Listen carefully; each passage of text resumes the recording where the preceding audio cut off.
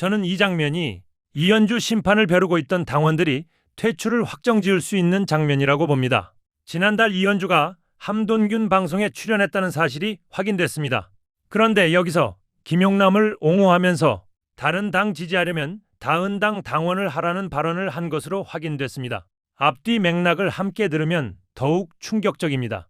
영상으로 함께 보겠습니다. 정말 개소리를 아주 성실하게 하는 이현주였습니다. 당원들이 뽑은 당대표를 그렇게 공격하는 니들은 당을 떠나야 되지 않겠냐? 자, 이 발언에 많은 분들이 굉장히 화가 났어요. 그리고 많은 유튜버들이 이현주가 오만방자하다, 당의 주인인 당원들에게 나가라 마라, 굴러 들어온 돌이, 이런 얘기를 하는 게 참을 수가 없다, 뭐 이렇게 이야기를 하고 그런 분석들을 하고 있더라고요. 그런데 저는 이현주의 이 발언을 보고요, 하나도 화가 나지 않았습니다. 오히려 애잔한 마음, 얘네들 진짜 좋댔구나, 왜 이런 생각을 하게 됐는지 제가 분석을 해드리도록 하겠습니다. 이현주의 악의적인 갈라치기예요. 김용남을 지지하지 않을 거면 다른 당으로 가라, 탈당을 해라, 이렇게 말하고 있습니다. 그런데 그 사이에 문재인을 지지하면서 이재명을 지지 않는 사람들, 이 말을 슬쩍 끼워 넣었어요. 이게 굉장히 악의적인 겁니다. 뉴 이재명, 친석계 놈들은요, 지금 문재인 없이는 아무 장사도 할 수가 없어요. 그래서 슬그머니 문재인을 끼워 넣는 겁니다. 김용남을 지지하지 않는 사람들은 친문 세력, 조국을 찍어주는 사람들은 친문 세력, 이렇게 규정 짓고 싶은 겁니다. 이들이 말하는 친문 세력은요, 이재명을 지지하지 않는다가 전제에 깔려 있는 겁니다. 자, 조국을 찍은 사람들이 이재명을 싫어하는 친문 세력들이다, 이렇게 규정 짓지 않으면요, 친석계 놈들, 뉴 이재명 놈들이 민주당에서 설 자리가 없어집니다. 이현주의 페이스북을 제가 좀 살펴봤어요. 김용남의 누나, 이 녹음 파일이 공개된 이후에는요, 이현주의 페이스북에 김용남 언급이 완전히 사라져버렸어요. 현근택한테만 붙어서 선거운동 열심히 하고 있습니다. 자, 이건 뭘 의미하냐? 이현주도 김용남 떨어진다, 이 생각을 갖고 있는 겁니다. 그래서 거리두기를 하는 거예요. 기회주의자니까 이현주가 김용남 거리두기 하는 건 뭐 당연한 수순입니다. 아주 자연스러운 일인 거죠. 자, 그렇게 이현주는요, 김용남과 거리두기를 하고 있다가 갑자기 함돈균 채널에 출연을 해서 김용남 지지 안 할 거면 탈당해, 이런 말 같지도 않은 개소리를 했단 말이에요. 저는 여기서 이들의 절박함을 느꼈습니다. 친석계 놈들은요, 이미 김용남의 패배를 직감했어요. 그러면 그 다음 스텝은 뭘까요? 그 다음 전략은 딱 하나입니다. 합당 반대. 조국을 떨어뜨리려는 것도 합당을 막으려는 거예요. 자, 합당 반대는요, 절대 양보할 수가 없는 거거든요. 근데 합당을 반대하려면 명분이 있어야 되잖아요. 그 명분을 쌓기 위해서 함동균 채널에 출연해가지고 저런 개소리를 늘어놓은 거예요. 차기 전당대회에만 관심이 있는 이 친석계 뉴 이재명 놈들, 왜 탈당해라, 이런 말을 한 것이냐, 그리고 왜 문재인을 언급한 것이냐, 여기가 핵심이에요. 김관영을 밀고 있고 김용남을 밀고 있습니다.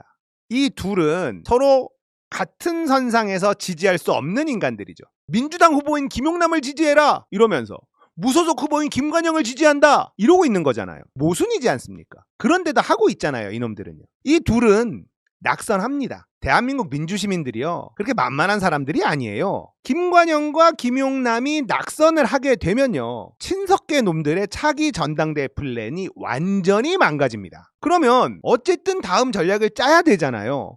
뾰족한 수가 없어요. 뉴 이재명 세력이 당을 장악해야 하는데 가장 걸림돌이 뭐냐? 바로 기존의 당원들입니다. 그리고 1인 1표제예요. 이걸 제거하기 위한 빌드업, 이걸 해야 돼요. 기존의 당원들이 그대로 존재를 하고 그대로 인정을 받고 1인 1표제가 있는 한 얘네들이 당권을 잡는 일은 불가능합니다. 그래서 1인 1표제를 없애고 당원들의 힘을 빼는 일, 이게 친석계 놈들이 가져갈 전략이라는 거예요. 그렇게 하려면 뭘 해야 되냐?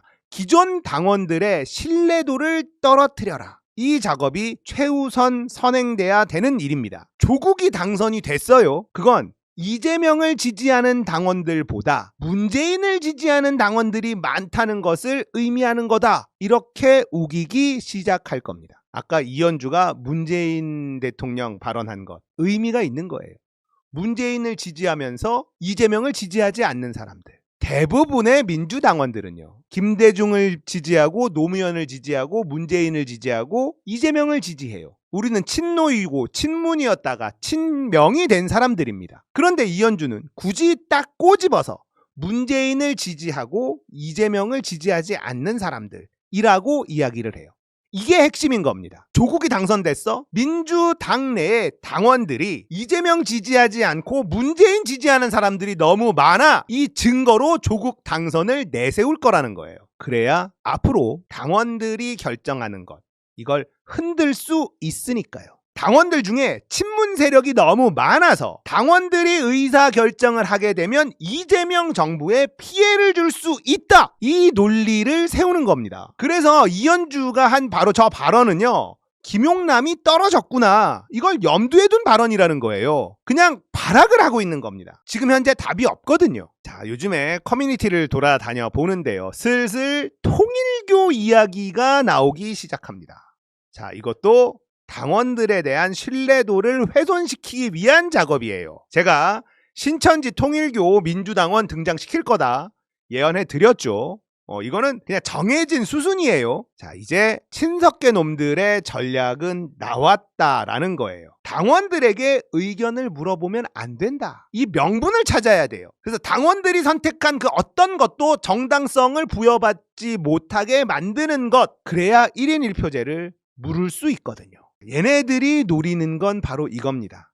당원들의 신뢰도를 훼손시켜서 1인 1표제를 무력화시켜라. 이놈들은요. 민주당이 완전히 망가져도 상관없는 인간들이라는 겁니다. 자신들의 권력을 유지할 수만 있다면요. 민주당의 시스템이 어찌 돼도 관심 없는 인간들이에요. 한마디로 얘기해서 국힘에서 정치해야 되는 인간들이 이 친석계 놈들입니다. 민주당에서 나가야 되는 놈들이죠. 자, 조국의 당선을 친문 세력들로 오염된 당원 때문이다. 이렇게 몰고 갈 것이고요. 동시에 신천지 통일교 민주당원을 등장시킬 겁니다. 자, 이러면 당원에게 의사결정을 맡길 수 없다. 이런 여론이 만들어질 거다라고 믿고 있는 겁니다. 당연히 하바리 유튜버들이 이런 상황을 키우는데 동원이 될 겁니다. 한겨레, 오마이뉴스, 한국일보, 경향, 그리고 이동영, 그 밑에 김용민 목사, 최진봉, 온 하바리 유튜버들 신인규 다 이 주장을 할 거예요. 당원들에게 의사결정을 맡겨서는 안 된다. 1인 1표제를 무력화시켜야 하니까요. 총력전을 펼칠 겁니다. 이제 이현주가 김용남을 지지하지 않을 거면 당을 떠나라. 이 말을 한 이유 이제 좀 납득이 되십니까? 그 사이에 문재인을 지지하면서 이재명 지지하지 않는 사람들. 이 이야기를 섞어 놓은 것도 이제 납득이 되십니까? 1인 1표제 때문에 얘네들이 죽을 맛이에요. 그래서 당원들을 흔들려고 하는 겁니다.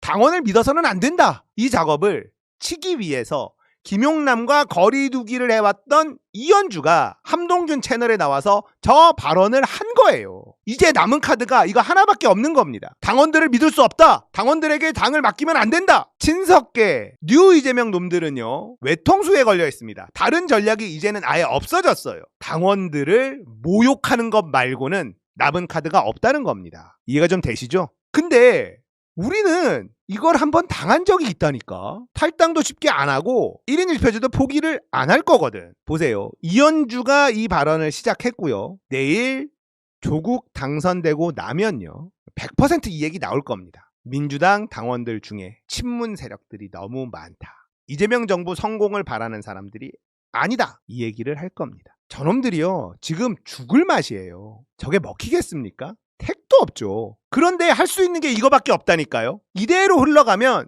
정청래 연임이에요. 얘네들 별다른 힘도 못 써보고 당권에서 아예 멀어질 겁니다. 그러니까 뭐라도 해야 되는 거예요. 얘네들이요. 김용남이 이뻐서 지지하는 게 아닙니다. 김관영이 이뻐서 지지하는 게 아니에요. 김용남이 문제 있는 거 친석계 놈들이라고 모를까요? 김관영이 돈봉투 돌린 거 친석계 놈들이라고 모를까요? 알아요. 그런데도 지지하는 겁니다. 왜? 절박하니까. 쪽팔린 거 모를까요? 알아요.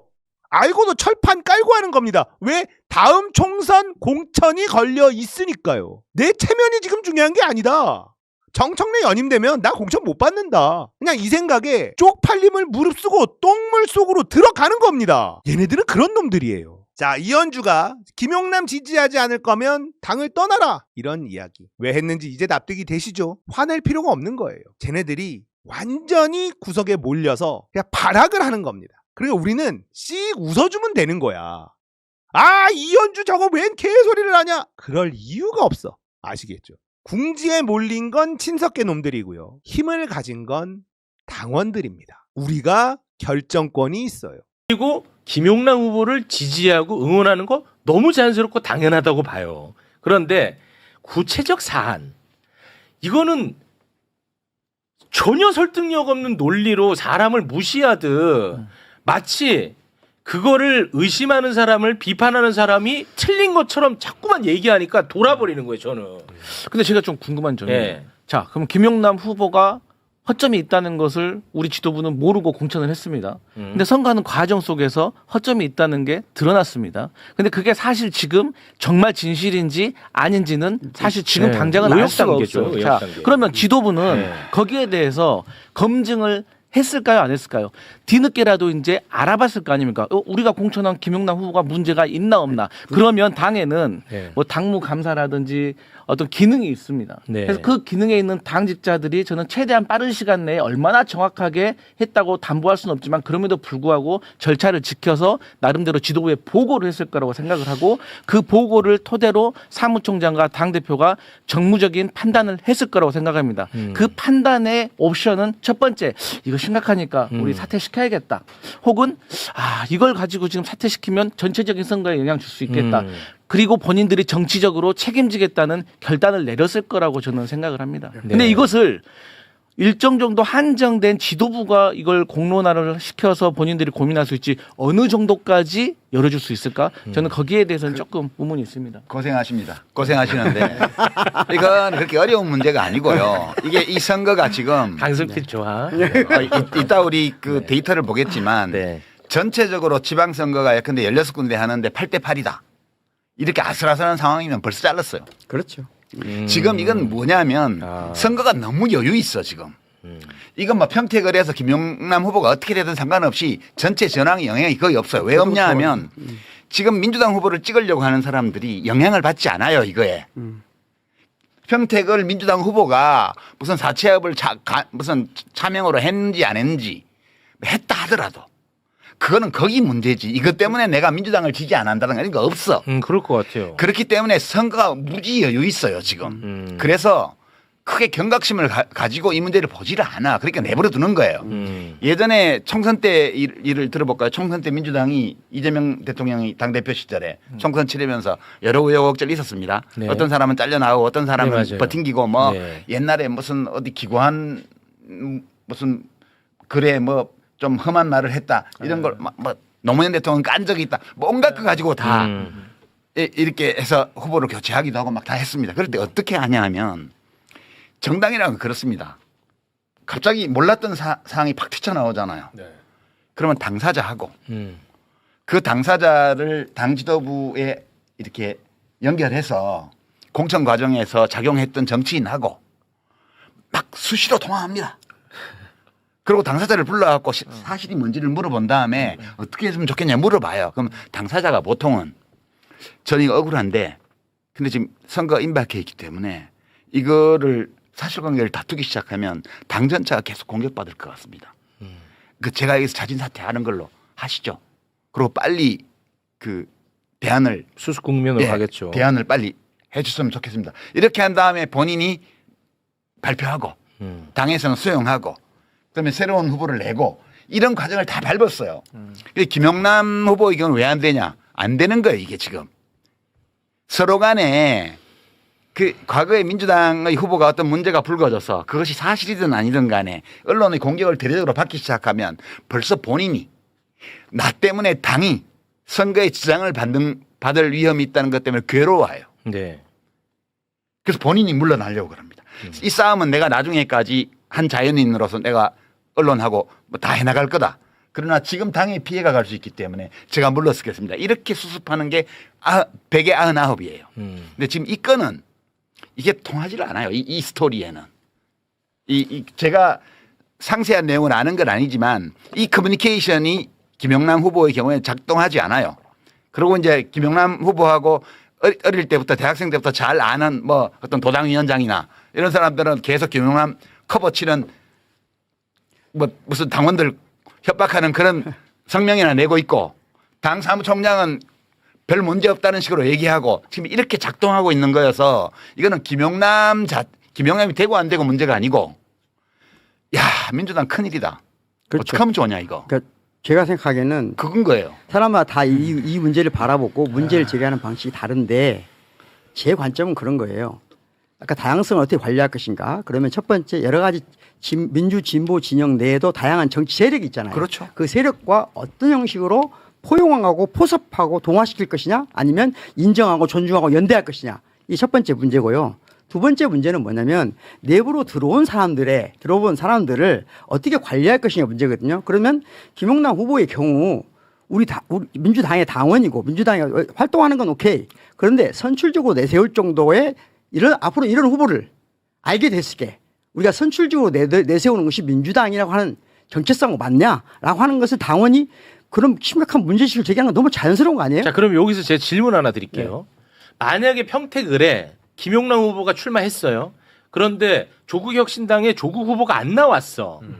그런데 김용남 후보의 이런 문제가 수면 위로 올라왔어. 그럼 이 문제에 대해서도 이게 굉장히 지금처럼 이렇게 시끄러웠을까? 이런 거를 얘기하는 분들도 많더라고. 그러니까 결국은 이게 무슨 질문이냐? 결국은 조국을 지키기 위해서 김용남을 희생시키는 거 아니냐? 저는 반대로 말하겠습니다. 만약에 반대요? 그런 경우라면 저는 사퇴했을 거라고 봅니다. 아, 오히려 더 사퇴했고 쉽게. 다시는 왜냐하면 지금 진보당 후보가 있거든요. 마음 편하거든요. 그렇죠. 지금 조국이 있기 때문에 못하는 거예요. 냉정하게 말하면. 조국은 대선 후보라고 생각하기 때문에 민주당 많은 정치인들이 긴장하고 이 사태를 보기 때문이거든요. 제가 보기에는 솔직히 말씀드리면 셋 중에 누가 되나 저 같은 사람 아무 관심 없습니다. 김용남이 되나 조국이 되나 김재현 후보. 김종인 후보가 되나. 그런데 유이동만 아니면 됩니다. 그렇죠. 저는. 그렇지. 그렇습니다. 저는 그렇습니다. 냉정하게 예. 그런 거예요. 네. 그러면 김용남 후보가 문제 있으면 문제 있는 거 뭐 처리하면 끝나는 거예요. 음. 근데 왜 안 하고 있냐? 조국 때문에 안 하는 거거든요. 조국이 없었다? 제가 보기에는 김용남 후보는 반드시 사퇴시켰습니다. 제가 보기엔 그래요. 근데 제 그리고 생각에는- 진보당 쪽으로 진보당이 되면 안 됩니까? 예를 들자면 당시에 안 될 네. 거 없지. 안될거 없죠. 지난번에 총선 때는 세종시에서 민주당 후보 그 그렇죠. 재산 신고 잘못했다고 해서 바로 날려버리고 김종민 무소속 그렇잖아요. 후보한테 다 해서 당선시켰잖아. 네. 그렇게 하면 되는 거지. 네, 우리 아니 근데 부대변인님. 전 두 분 말씀 들으니까 그나마 다행이고 희망은 보이네요. 뭐야? 아니 그러니까 뭐 사실 유이동만 아니고 누가 돼도 그럼요. 상관없다라고 하면 이건 얼마나 평화로운 일입니까? 그렇죠. 맞아요. 나는 그렇게 생각한다니까. 우리 정말 그랬을 다행인 것 같아요. 네. 맞아. 네. 그러니까 더 이상 뭐 이걸 인상 쓰고 얘기할 필요도 없는 건데 다만 민주당 안에 많은 당원들과 지지자들은 이 이제 조국 후보께서 처음에 출마를 하셔가지고 이제 김용남 후보에 대해서 네. 많이 우리가 소위 쉽게 말하는 네거티브로 이제 공격을 하는 거 아니냐. 음. 그러니까 본인께서 계속 주장을 하셨고 우리도 민주당도 공감하고 있는 국힘 제로를 하셔야 되고 그 선봉에 섰었고 지난 총선에서 우리와 함께 잘해가지고 세빙선을 잘 하셨던 분이 갑자기 이 김용남 후보를 차라리 정책적인 우위로 능력면에서 압도를 해주면 되는데 그러면 모든 당원과 지지자들 편한데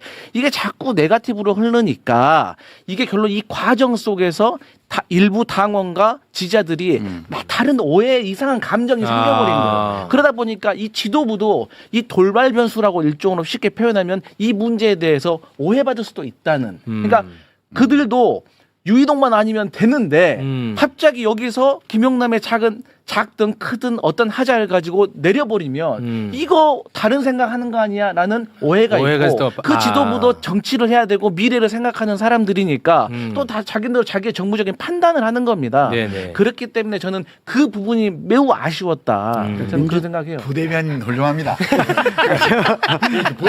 민주당 안에서 조국이라는 사람이 후보로 안 나왔으면 사실은 김용남이 아니고 다른 사람이 나왔을 거예요. 그렇죠. 이게 너무나 뻔한 거거든요. 조국 때문에 김용남이 나온 거예요.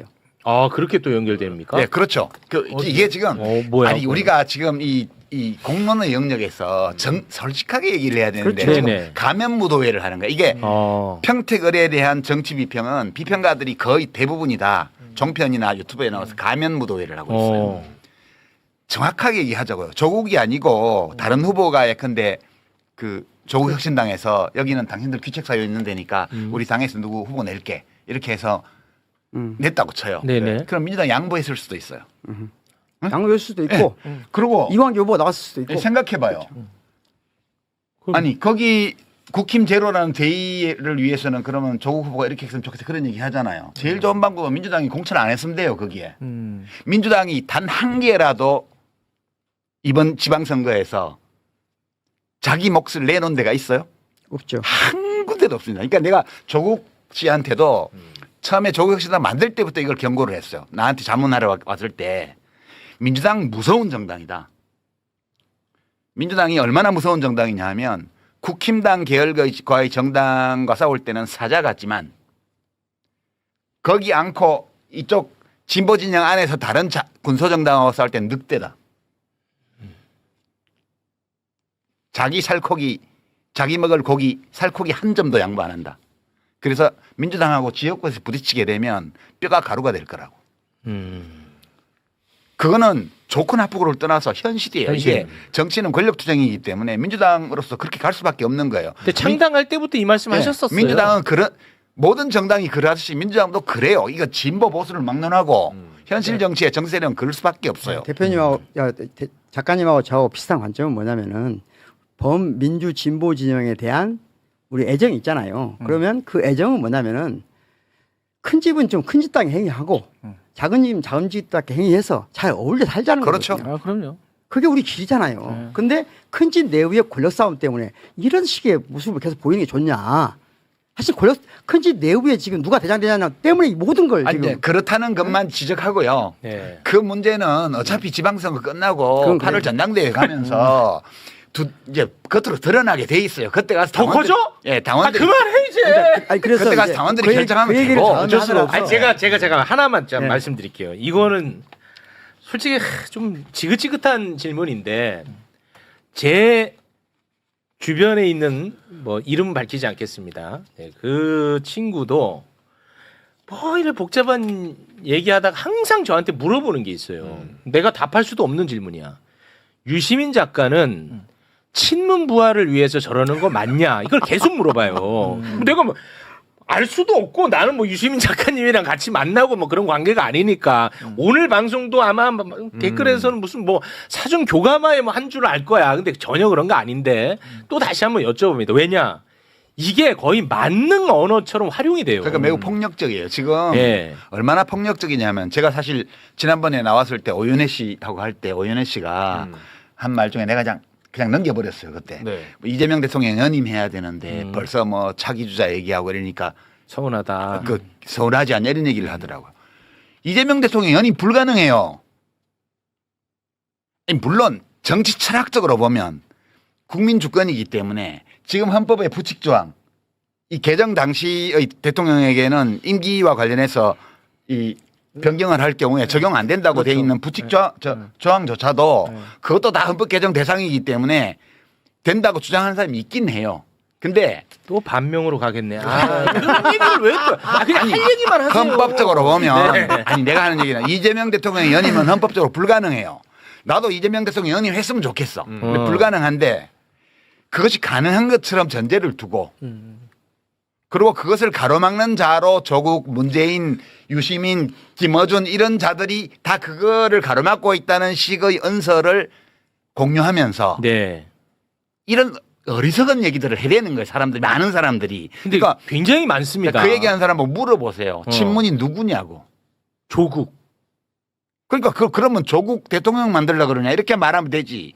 왜 친문을 갖다 찍어 바르냐고. 지금 가장 최근의 조사를 보면 작년에 나온 거 전직 대통령 중에 누구 좋아하냐 물어보면요. 네. 제일 최근 조사는 노무현 대통령이 40%입니다. 그리고 그 뒤에 김대중 대통령, 문재인 대통령에서 합쳐서 55%가 넘어요. 네. 박정희 대통령 25%예요. 박근혜 0. 이렇게 나왔습니다. 와 진짜 0이에요 또. 그러니까 간만에 웃었네. 그러니까 무슨 말이냐면 지금 우리 소위 말하는 민주 진보 진영이라고 하는 여기는 어떤 전직 대통령을 좋아하느냐는 그 사람의 인생관을 보여주는 거거든요. 세계관, 철학을 보여주는 거예요. 그렇죠. 그러니까 이 세 분의 대통령에 대한 선호가 55%라는 거는 한국의 민주주의가 매우 안정된 기반이 올라 있다는 걸 의미하는 그렇죠. 거예요.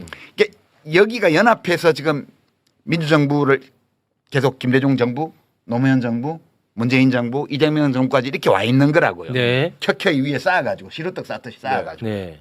근데 여기서 누구를 쳐내고 이렇게 이런 주장을 하는 자들은 네. 그 적진에서 온 간첩이거나 아니면 그냥 자기만의 정신 세계를 가진 독특한 사람이거나 아니면 내부 권력 투쟁을 위해서 진영을 폭파해도 괜찮다고 생각하는 자들이에요.